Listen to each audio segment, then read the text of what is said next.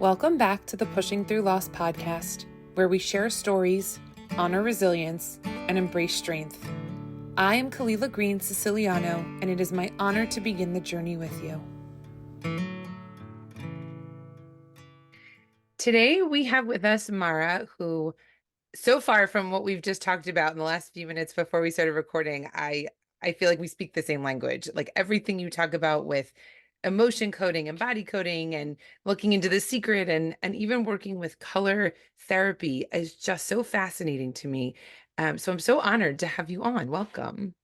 Thank you, Kalila. Thank you so much for having me. My pleasure.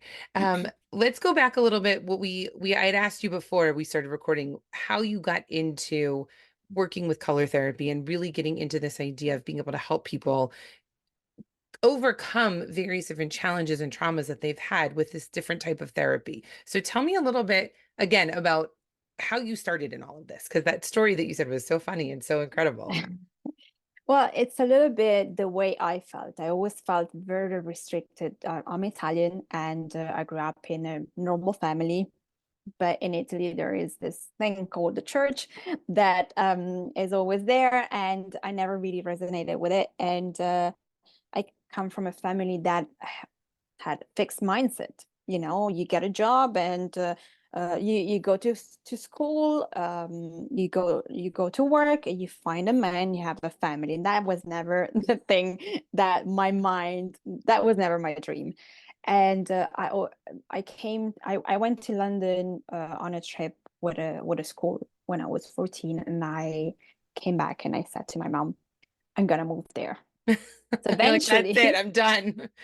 that's my place. That's where I need to be. I used to I at that time I was also crazy about Britpop, and I was a major Take That fan, which was a British boy band that is still going on. And so for me, everything was connected, and like music and lifestyle and everything. I just so loved London.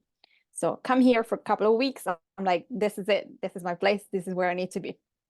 But I was 14. So from that moment, I kept saying, I'm going to move to London. I'm going to move to London. And then, you know how it is. You finish school, you find a job, you find someone, blah, blah, blah. For fast forward to 27, I'm like, okay, I'm gone. I'm going. Bye. Bye, everybody. I'm done. I'm done. I'm tired. I need to go. I can't. I couldn't push my intuition down anymore. This was not just, oh, I loved going there. It was a true calling. Like I had to move here. There was a reason for me to be And at here. that point, So you're already living on your own. You have a job. You didn't really follow through with the rest of what your parents thought was the I right was steps, but you're actually like, I'm done. I need to get out of here. I was still living with my parents Okay. because in Italy, 27 doesn't mean you have a good salary. So I was living with my parents. I had a boyfriend, and that year was weird. Is that kind of situation where the universe is like, are you gonna go? Are you gonna take the step? No? Okay, let me show you how this is not gonna work. That year I changed job 3 times. Wow. I left the company where I was, and I went to work for this massive company, and I hated it from the moment I started working. Wow. So a week after, I was on to recruitment, asking to find something else. So I eventually left, moved to another place, and I still wasn't happy. And then a lot of other things started to pop up, and this desire to move to London started to become uncontrollable. I just couldn't. And then a friend of mine was like, you gotta go. Like since I've known you, you've been talking about this. You have to go. Mm. And you know how it is, man. I kept meeting people. They were like, are you still here? You're not in London yet? And I was like, oh shit. Like it was the beginning. Like for us, Facebook arrived a little bit later than the States and UK. And so I was reconnecting with a lot of old friends. And everybody was asking me the same thing. And I was like, oh, damn. I think I should go to And London. and it really just became something that I was like, I gotta go. I have to leave everything and everyone and go, which is what Mhm. I did exactly. I was like, okay, boyfriend, bye. Sorry, Job but goodbye, parents going. goodbye. See you later. Exactly. And I went to say goodbye to this friend of mine, and she's like, "Look, I've been reading this book, and it reminds me of you. I think you should read it. Please read it." And I was like, "Okay."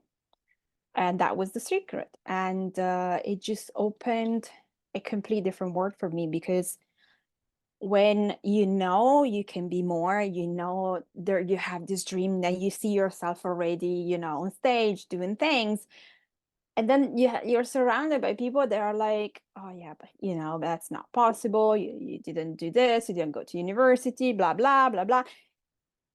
There is a part of you that it's gonna believe that, even if you strive to prove them wrong. And so with that, everything shifted. I moved here, I used to work in advertising there, and I thought, oh yeah, I'm just gonna go there, work in advertising, I speak 4 languages, it's gonna be easy. And it wasn't, because everybody here speaks a lot of languages apart from British people.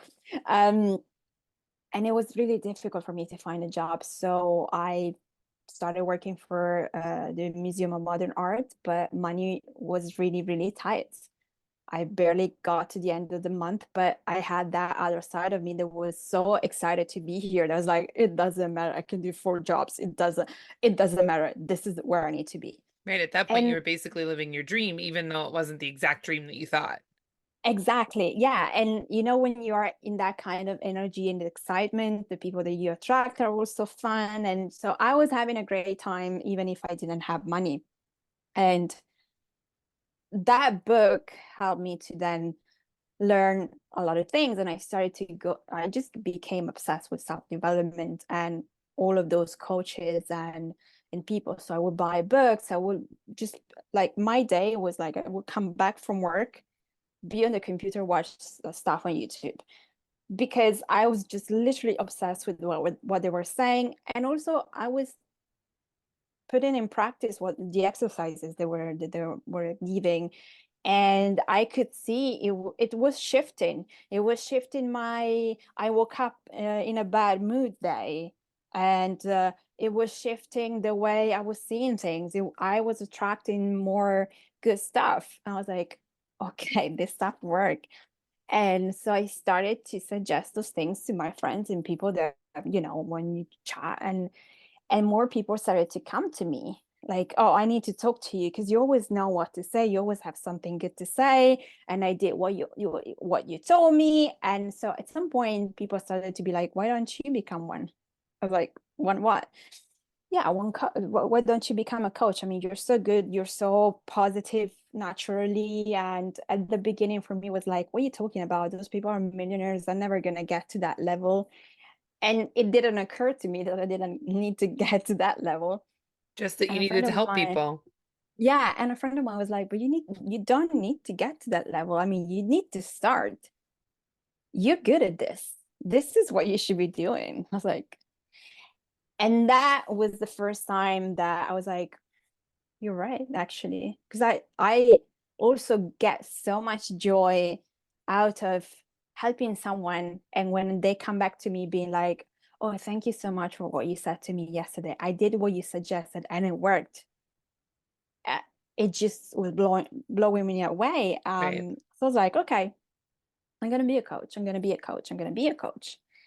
But years passed and I still wasn't. I kept on being interested. I kept on buying books, and my money situation slowly became better, but I wasn't taking any action towards that. Um, I got to a point where I had a good job, and I was spending money on things that I didn't need. I was trying to get a promotion, all of those kind of things, because I think for me, I spent so long struggling and trying to become something, that at some point I was surrounded by people that were super successful, and I was like, "What do I need to be successful in the same kind of way?" Um, and then my dad in 2015 passed away, and that shocked me because it scared me because um, I surprised my dad for his 70th birthday in March. 6 months after, it wasn't there. Wow. And that scared me because I knew it had some problems. My mom didn't really share with me everything that was going on because obviously I was here. And his health deteriorated, but she wouldn't tell me anything. And so in a space of 2 weeks, 3 weeks, it was gone. And when I came back, what was my feeling aside from everything? I really got scared because I started thinking, it when it's that's when things like life is now, there isn't that much time, those kind of things start to sink in with you, because you're like, it really is true. I mean, my dad wasn't 50, but it was 70, Right. 70 is and not that old anymore. it's not that old. You always think like at least they're gonna get to 80. Right. um and and then I started going, what if something happens to my mom? And what if? And I haven't done anything with my life. I said I was going to move to London to make my dreams come true and become someone. And I'm still here trying to fight to get a promotion, a job that I don't necessarily like. I am really good at, but I don't like, because I am constantly fighting with people and I have to resolve problems that I can care less. And and so that is what scared me. I was like, if you don't make your dream come true now, if you don't start acting on it now, you're gonna lose it because something's gonna happen. Like, this was my thought process. And so uh 6 months afterwards, after I felt a little bit at the beginning, I just went straight into work because that was the only way I wouldn't think about my dad.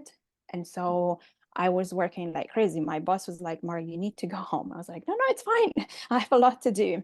And I really just kind of got into that. And then when I started feeling better, I started thinking, okay, so well, actually, a friend of mine also helped me because I went to do Reiki level 1. She was like, you need to come and do it. You need to, I did an aura reading. I did a cord cutting with my dad because she was saying like, look, I know you, I've known you for a long time, because she's Italian as well. So I went back to Italy to do that. She was like, your attachment, it's not healthy. Like, the way you're still attached to your dad, you need to release him. Wow. It's not helpful for you. You're not letting his soul go. You Right. have to let him go.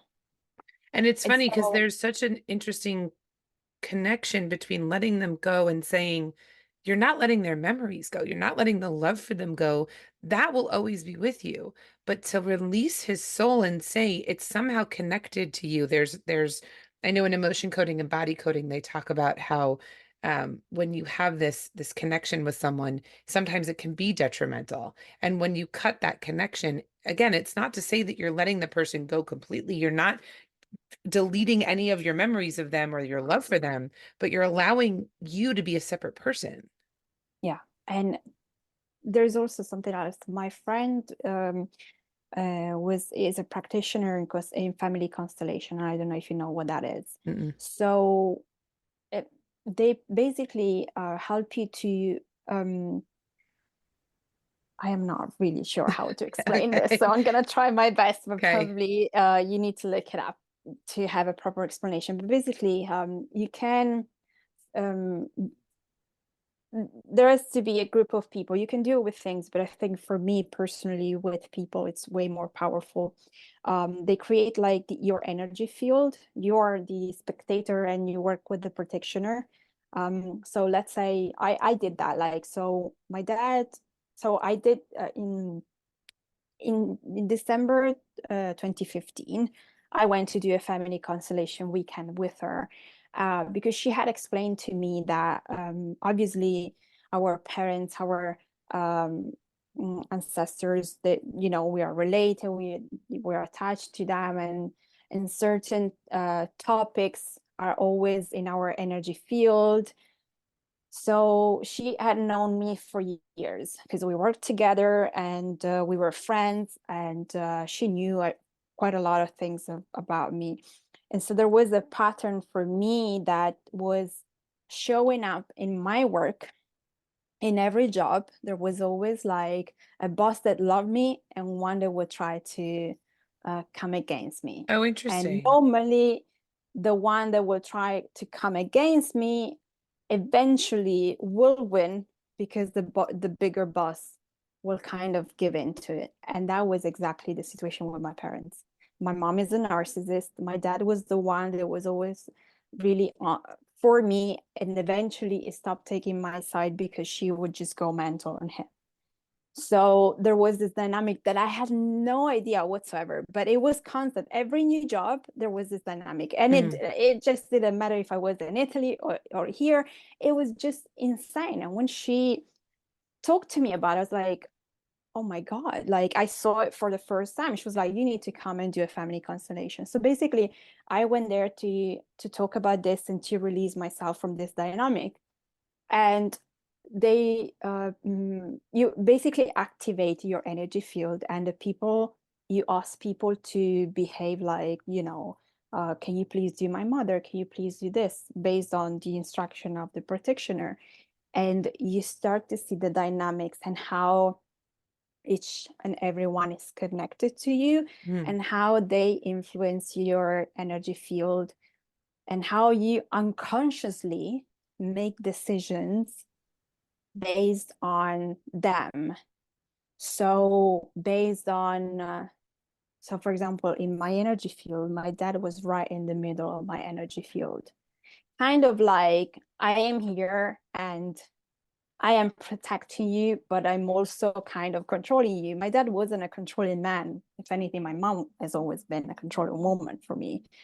But it was just the energy that was really strong. And so that bond between the two of us was that strong. And I know he couldn't really get over the fact that I had left and I had gone to another country.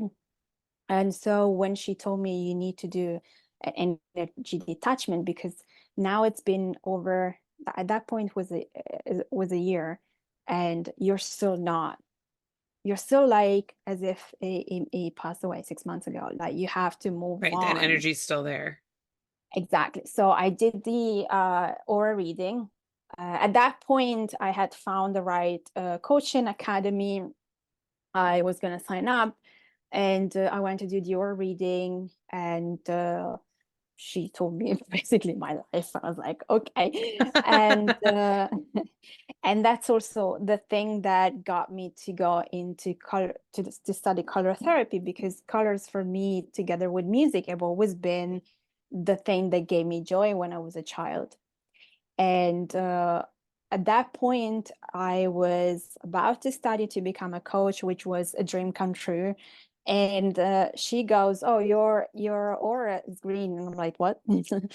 And I went to figure out what that meant, and I saw there is a different thing called color therapy where you can help people heal. I was like, "This is me. This is my thing." And so, and I did the energy detachment from my dad, which was a big release. And then from there, then I started to do all the things. Like I signed up to the coaching academy and I started studying color therapy at the same time. And yeah, and everything shifted for me. But it was necessary to have certain people around me to guide me in that kind of moment. But yeah, the scary part was like, you need to, like, I was also thinking, what, I mean, you can have an accident tomorrow, you know, and I was like, at least I need to try, even if I don't succeed, but at least I need to try, because right now I'm not doing anything. Right. So has your relationship now shifted a little bit also with your mom? Well, the relationship with my mom has shifted because I had to do a lot of deep healing work with her. At the beginning, it shifted because I thought she was going to change. Um, but what that did is that I just felt more guilty because I was here, she was there, she was alone. and they've been together for 40 years, and it's a long time to be with someone and all of a sudden not to be with that person, even if they were shouting at each other every single day. Right. But Do you have siblings? and I do, but it's my brother's like it doesn't really exist. Yeah. So it's that kind of situation. So um, I had to do a lot of inner child healing work with her because she doesn't accept what I do. She doesn't accept everything that I am. She never did really. It changed because I did inner child healing work like deeply, because in 2021 my soul wanted me to move back to Italy, and I did. And in that 18 month I saw hell. And Wow. I also did a lot of work, and now like it's shifted because I shifted the way I um approach her, I talk to her. I no longer feel guilty. I no longer allow her to get me into her way of trying to make you feel like because with narcissistic personality, it's all about them. You're always in the wrong, and I stopped reacting to anything, like the bad and the good. I'm like, yeah, whatever. But it took me a lot of work to do, because you always have this feeling that because it's your mother, especially the conditioning of the people and society that tells you, oh, but it's your family, it's your mother, it's your family. Yeah, no, no. So I don't get that bullshit. That's bullshit. That's a very toxic statement to say to someone that has a narcissistic or any other form of abusive parent, emotionally or physically.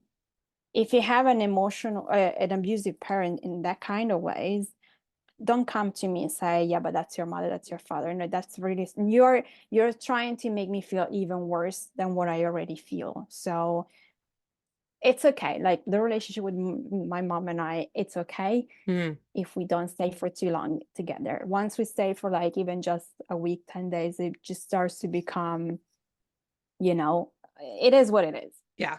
I always say to my kids, you can only control your own actions, your own speech, and your own thoughts. And it's one where it's so difficult to apply, but at the same time, it's so healthy for your own state of mind. Yeah. Yeah. I'm glad that we have a relationship. I'd be happier if I could have a normal relationship, but Right. I got over the fact that it is what it is. And also there is a reason why we have this relationship. I wouldn't be the person that I am, and I wouldn't be so resilient and so courageous if I had not had someone that will always try to get in my way. Yep. It definitely makes you who you are, and you have to love each form of who you are as you grow older. Because Yeah. that you're right, that is exactly who you are now is because of all of those things.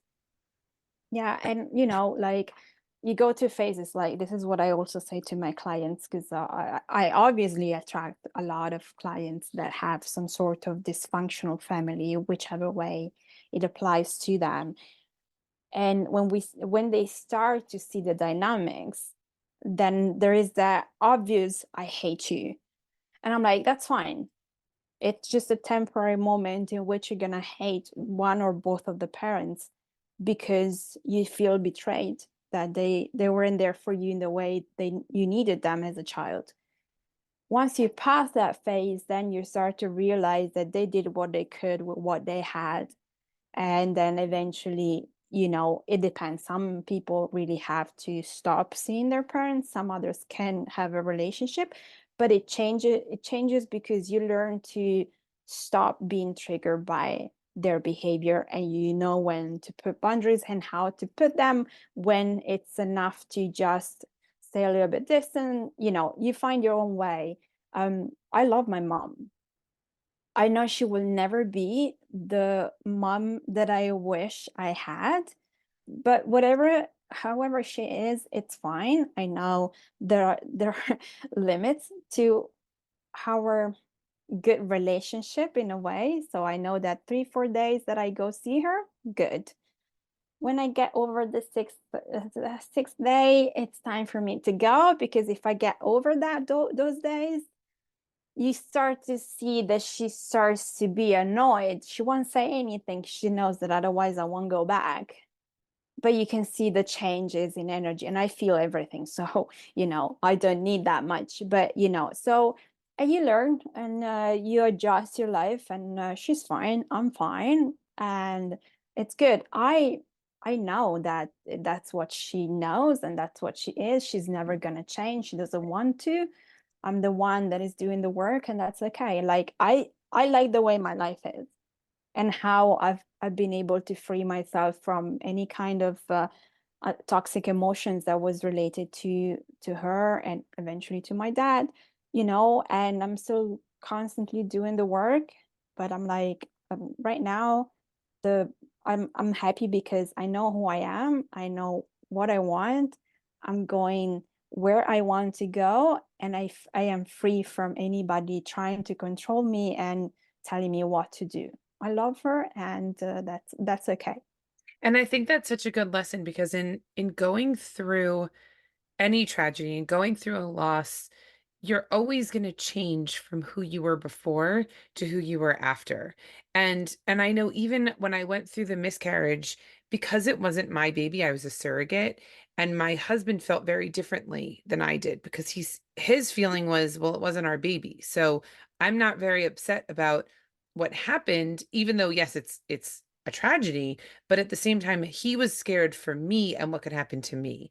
And Mm, our reconciliation afterwards was so intense because of the fact that I couldn't understand where he was coming from, that he didn't have any concern for this child that I lost, but he didn't understand how I could not see from his perspective that he was so concerned about me, and that was it. And I think that knowing again that you can only control yourself, you can only know that what you're doing, what you're saying, what you're thinking is going to heal any relationship that you have because it's going to heal your perspective on it, helped me in terms of being able to talk to him and say, mhm.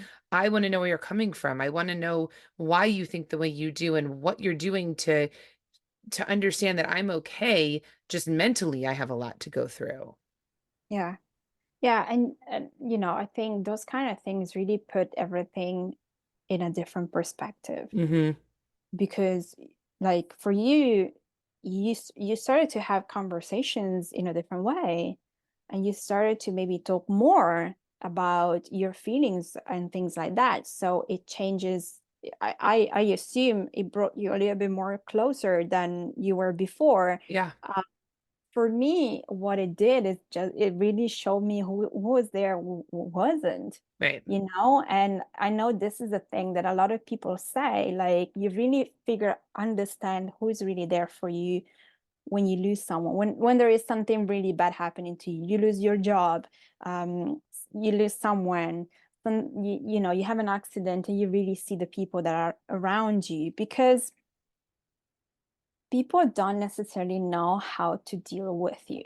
right, And a lot of people might just be there because they get something out of you. And when you're not emotionally in a good situation because you're grieving, you barely can be there for yourself. So of right. course you're not going to be there for anybody else. And those people feel it. And so they either start to want something from you or blame you, or they just disappear. And that was um my experience. Like I had what I used to call best friends, and none of them was able to stay beside me and just try to help me and support me, because I was a completely different person. The bubbly person that I used to be was no longer there, and wasn't there for about 2 years. I just couldn't. Like I've always been a super colorful person, like everybody here, especially in UK, that everybody wears gray and black and all those kind of really dark colors. I would go to meetings and interviews, and people were like, oh my God, you're the most colorful person I have ever met. And I was like, I know, and I couldn't wear any of the things that I had in the wardrobe. I started buying a lot of dark colors and black.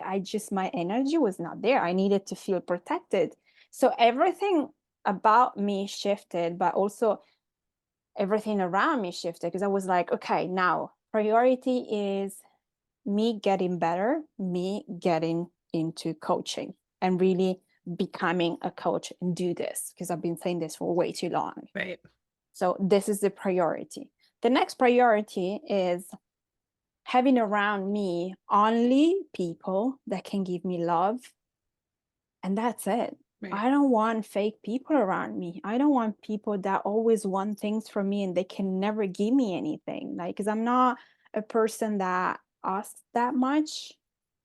You might know I need something if you really, really know me, Mm-hmm. because I shift the way I talk about stuff. But I would never ask until I only ask when I know I by myself I can't figure that out. Mm-hmm.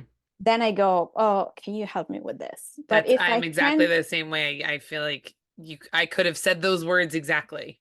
right? So you try to figure things out, and then when you really can do it, okay, let Right. me call so and Right. so. And my friends knew it, and those particular friends disappeared. And it was also a weird situation. One was moving in with a boyfriend, one was getting married.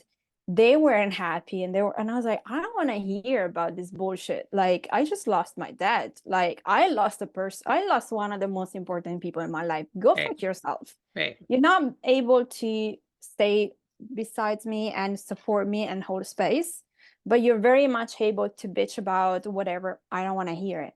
Right. And I became almost a recluse, because I was like, the beginning was like work, work, work, work. And then the moment I started my coaching course, I was work, study, work, study, work, study. Mara, do you want to come out? No, I need to study. No, I need to study. And then there were about 3 or 4 people that if they asked me, do you want to go out? I was like, okay. From a variety of a lot of people, but I Right. cut off on so many things. But the coaching material was just so amazing for me. I felt like, oh my God, I am into my dream right now. Like, it's Right. just a matter of time. And so that brought me out of everything, and helped me to really find myself. And then I was like, okay, from now on, few people, but the right one. No more. I don't need everything else. And Right. yeah, and that's how everything shifted for me. That's So the other thing I say a lot is that you have to create your village, and your village could be one other person that you trust and that is there for you and you're there for them, or it could be a plethora of people. But like you saw, when you lost your dad and you really needed those people the most, a lot of them just disappeared. And so finding those 3 or 4 people and really cultivating that village, I'm sure also helped a lot in shifting the mindset of saying, yeah. okay, I'm in this place of grief. I'm going to be studying, I'm going to be working towards coaching, but I know I have these 3 or 4 people that I can go out with and I can rely on them. And they know that they can rely on me too. It's not a one-way street. Yeah, and it's funny, like my best friend became my best friend because we were friends. I met her through one of my friends. So we would hang out sometimes, but she was always very busy. We got closer with time, but it was always like, oh yeah, like I can see you in a month. And I was like, in a month? What about next week? You Right. know? But she was trying for work and stuff. And we started to go a little bit more just before. And then as soon as she heard about my dad, she stuck with me. Like, she was like, I didn't know what got into me, but something said to me, something within me said she needs me. So I'm going to be there. And she was there, right there. Like, sometimes she would just come home and be like, should we watch a movie? I was like, yeah, that was it. Right. Or sometimes we'll be like, do you feel like going for this concert? I was like, yeah, okay, let's do it. Right. And, she allowed me to be whatever I wanted to be. Did I want to talk about my dad and cry? She would let me do it. And there was no judgment. And she's still my best friend. She became my best friend because she showed me the love that I needed to feel. Right. And she held space for you. And she held space for me, and she would just allow me to feel the way I felt. And then I would see the other people around and I'd be like, yeah, no. And I slowly distanced myself from everybody, and really shifted everything. And I always say, I'm grateful to my dad because even if it was a very difficult moment of my life, him passing away, it's kind of like he said to me, come on, do it, you know, because that gave me the courage to really actually do what I always said I wanted to do. Right. And so in a lot of ways, I'm like, okay, you left a little bit too early. But at the same time, I'm grateful because you left in a moment of my life where I could do this easily, and I now like shifted my life completely because of that. And I don't know if I would have had the courage to do it the year after, whatever, you know. Right. So in the bad, I'm always trying to see a good thing, and the silver lining is, okay, you left because your time was over here, and you gave me the gift of fear that propelled me to actually do what I said I was going to do years and years ago. So, yeah. I love that. And I think that it's so easy to go down that dark spiral and say, why? Why did this happen? Why can't he still be here? All of those what ifs, all of those why questions, but instead to turn it around and say, I can't, I can't change it. I can't bring him back. It's sort of, I mean, it is very final. Death is final, and it's Yeah. the only thing that is certain in life.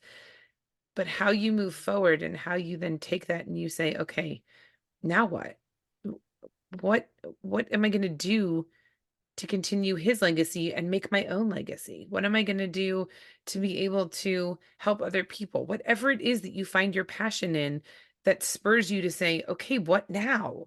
That's what it's all about. Yeah.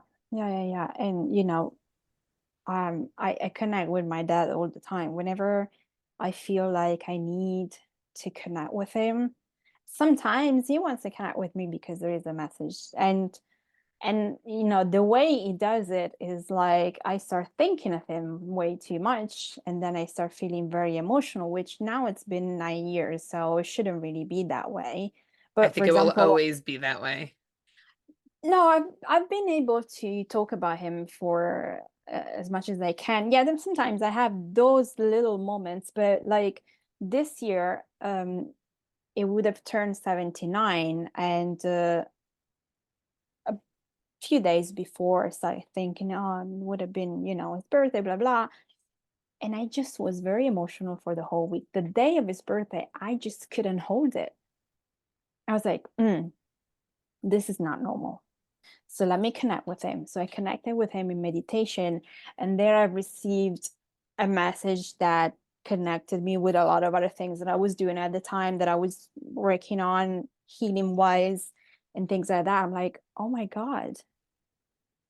And and then I was fine, Hmm. So because I do also a lot of ancestral healing work, um, I was like, okay, now I know you're there for me whenever I need you, and I know that you're watching over me. I just know it. It's just always been like this.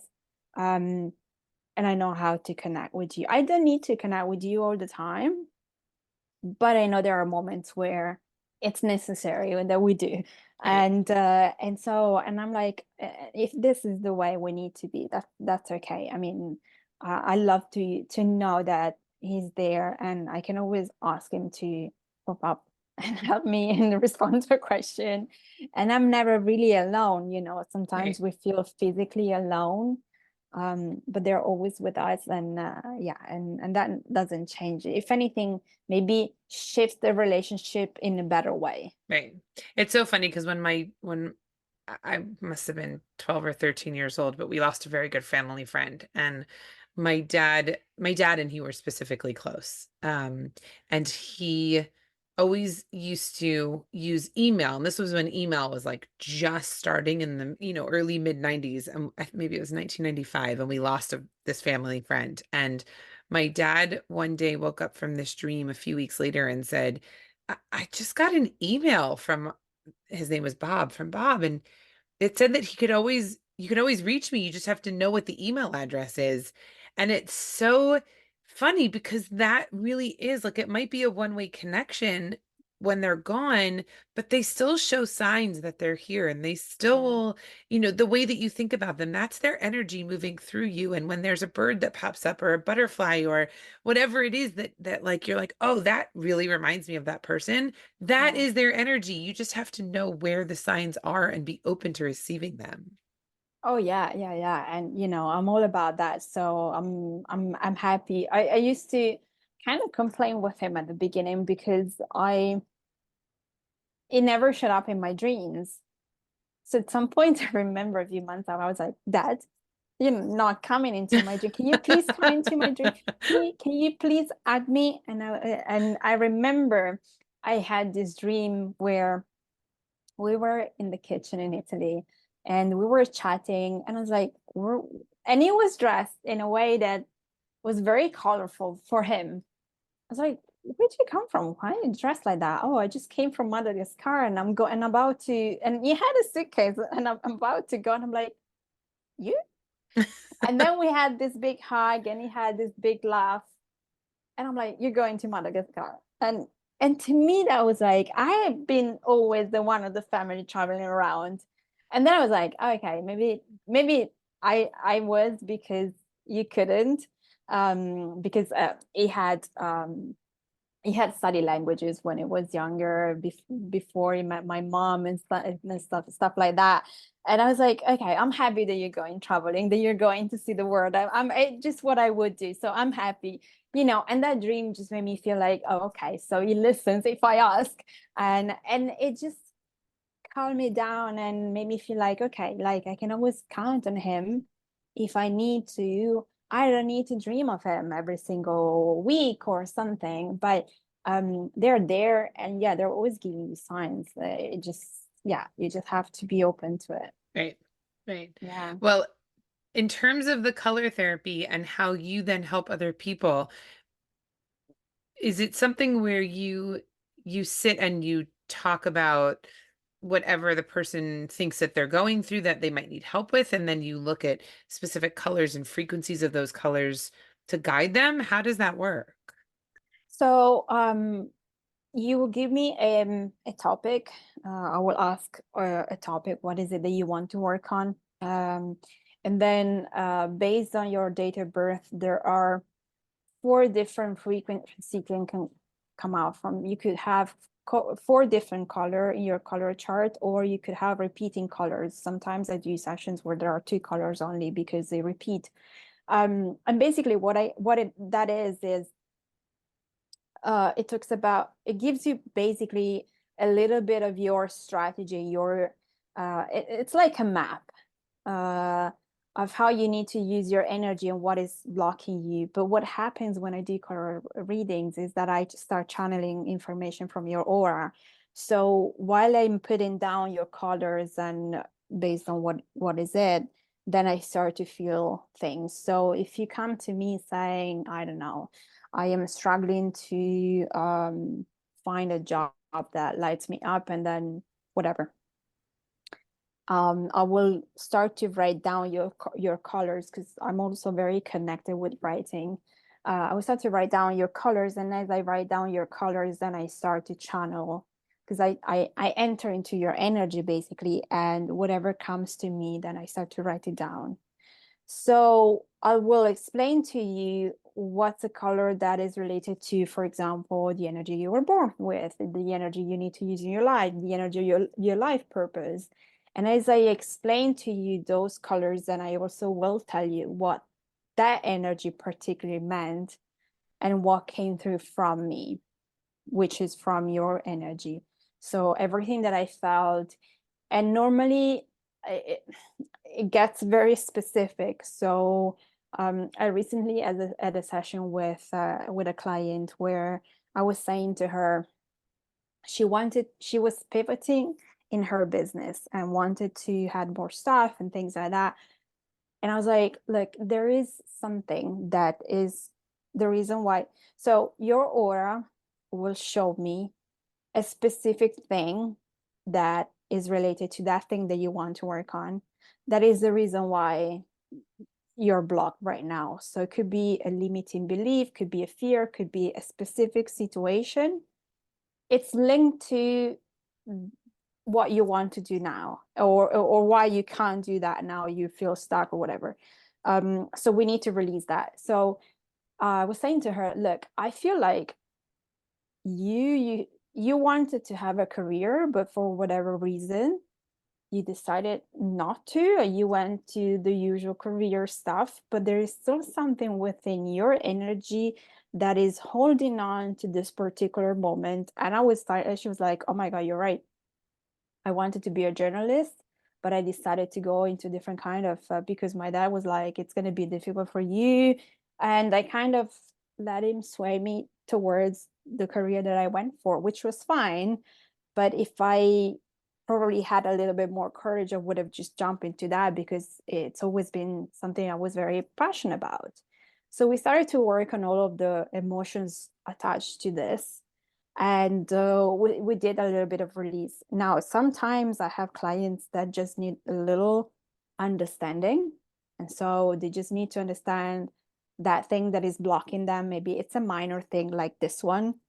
And so if it's a minor thing, then even just talking about it, explaining. And normally, if I work with other healers, it's a little bit easier because they know they might have their own tools. So, okay, they got the information. Now they can pinpoint what's the thing. They go home. I give suggestion on what they can do and how to use their colors, or if I feel like there are other colors they need to use, and then they go and do the work. Hmm. With other people, then I also have an inner child healing session, which is normally what is needed, because some people have some heavy stuff that is still hanging on in their aura, and it doesn't matter whatever you do if you don't go down to the roots of that. It is really difficult, like it was for me. Like when I moved back to Italy and I did that deep healing work with my mom, Hmm. what that was, I worked for 4 months with my healer because I was like, I need someone else to. I am just too involved right now. There's too much going on. I Right. can't figure that out, and I'm not in a calm environment because she's going crazy. So I need someone to help me.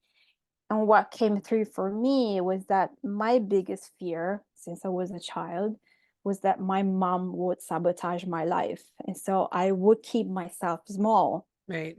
which always clashed with me wanting to expand in my business and wanting to be seen. And so we did some really deep work there. And I came out of that feeling like, okay, now I got it. Hmm. And I completely shifted. Hmm.